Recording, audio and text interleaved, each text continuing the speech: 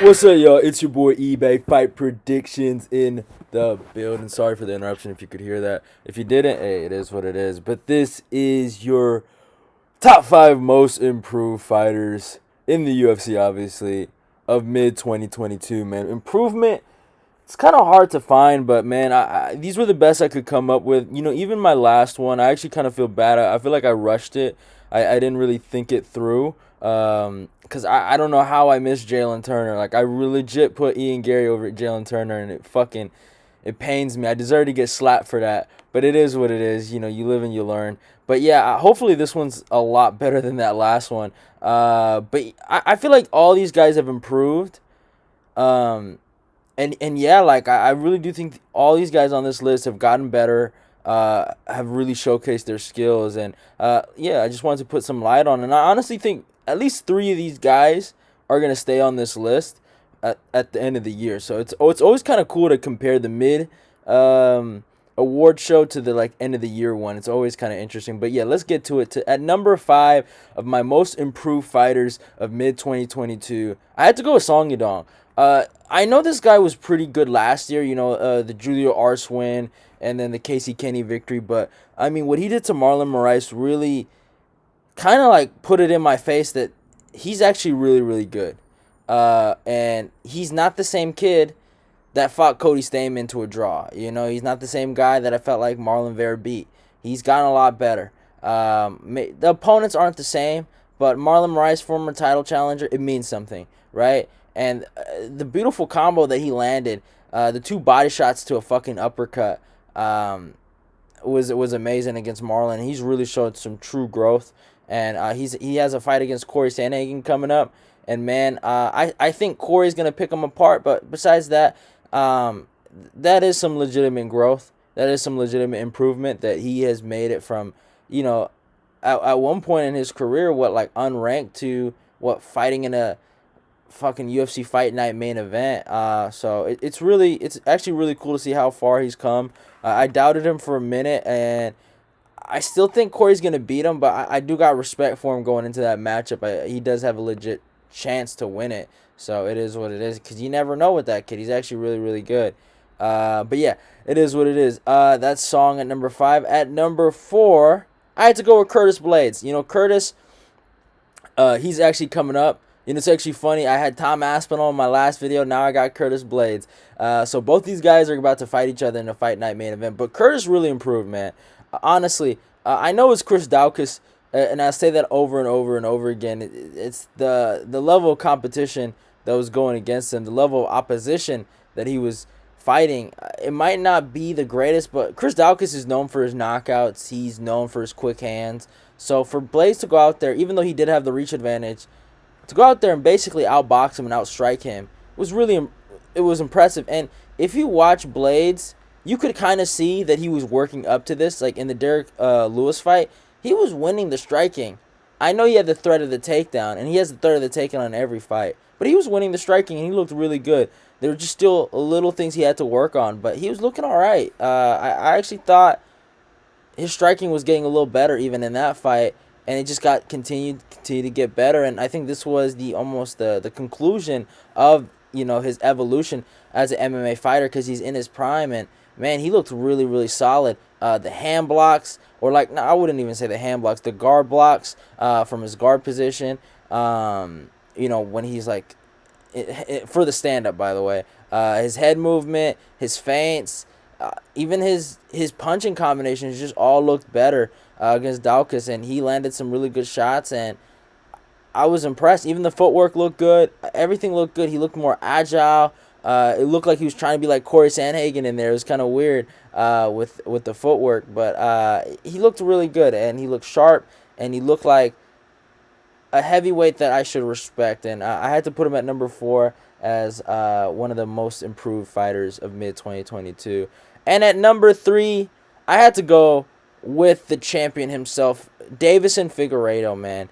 Deiveson Figueiredo really, really proved something against Brandon Moreno in that trilogy fight. You can say whatever you want, but his ability to stuff takedowns and his cardio was always in question for me. That's primarily why he had a lot of hard times in both the Moreno fights, right? The first one and the second one was because of the gas and the wrestling, and obviously more or less the grappling, right? In this fight, he negated Moreno's grappling by going for his own grappling. Obviously, he didn't get any takedowns, but he was able to almost cancel out the wrestling by imposing his own wrestling, right? And he looked really, really good. The takedown shots, the just all the wrestling scrambles, it looked really good. And one of the number one things that I was super, super impressed with was his cardio and his ability to fight a 5-round fight. Now, obviously, he showed it in the first Moreno fight. He won the 5th round, but still, some people felt like his gas is still in question. And I felt like he answered a lot of questions in that fight against Moreno. I don't feel like he should ever be questioned on that again. And he just looked amazing. Like, all the improvements he made from that second fight to the third fight, the leg kicks, everything he did in that fight, it looked amazing, and it led to him winning that belt again, and he showed real improvement. And it does take improvement to go get that belt back, to really become better, and he became better, and he showed Moreno what's up that day. And yeah, at number 2, I had to go with Calvin Kattar. Oh my God, Kattar! I know he lost his last fight, but man, it was a good fight. I thought he won. And a lot of other people thought he won. It was close though, so I wasn't mad about it. And I also do like Josh Emmett, so there's that part about me. But and I'm a way bigger Kattar fan though than Emmett. But I don't like hating on Emmett like all these other people are doing, and the UFC is doing apparently. But yeah, man, Kattar has gotten so much better from the Giga fight to the Josh Emmett fight. I mean, he gets hit, but I felt like my biggest issue with Kattar was his inability to win first rounds. If you notice, a lot of his fights, he was losing the first round. Against Jeremy Stevens, he lost the first round. Dan Ige, I'm pretty sure he won the first round, but I think he lost the second, though. Against Zabit, he lost the first round. He's just a slow starter. He's always been kind of a slow starter.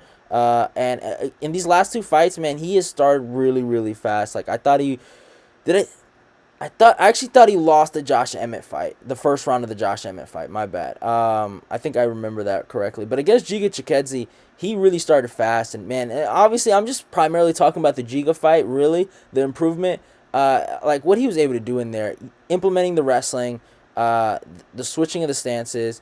Obviously, the boxing was always great. The spin back elbows, the knee that he implemented, everything he did in that fight was fucking beautiful. In the fucking Josh Emmett fight, it was great. He stuck behind that jab. He landed a beautiful spinning back elbow in that 4th round. It was a great scrap. He's gotten so much better. Obviously, he's hit a wall because of the judges, and you hate to see it, but yeah, man, I was actually really, really happy by what he was able to accomplish in his last 2 fights. I know he lost his last fight, but still, the Giga fight, that's a historical performance, and man, he shut down a lot of hype that day. But yeah, it is what it is. And at number 1, I had to go with, some people might not expect this, Kevin Holland. Kevin Holland has really, really improved. Obviously, there's holes, the wrestling, and I guess even the striking defense. He's been getting hit a little bit. I've noticed it. But at welterweight, he's looked really, really good. And against Tim Means, he looked really, really solid. And he looks like he's gotten a lot better. It looks like he understands what he needs to work on in terms of the wrestling and everything else that goes into the fight. And just, finding those shots. And then just to get that choke on Tim Means, you got to give the kid some respect, man. He's gotten a lot better. And from the guy that couldn't even defend a takedown to a guy that's defending takedowns, getting chokes, you got to give the kid his respect. He's gotten a lot better, and I had to go with him. There was a few guys I wanted to go. I could have went with Figueiredo or Curtis Blades, but I ended up going with Holland because I like the kid, and I'm going with Holland as your most improved fighter of mid-2022. But I hope you guys enjoyed the video. Go follow me on IG. Go follow me on Twitter. Subscribe, like, and comment, and share the video. Let's get this eBay Fight Prediction Nation growing. Love y'all, and goodbye. I'm out of here.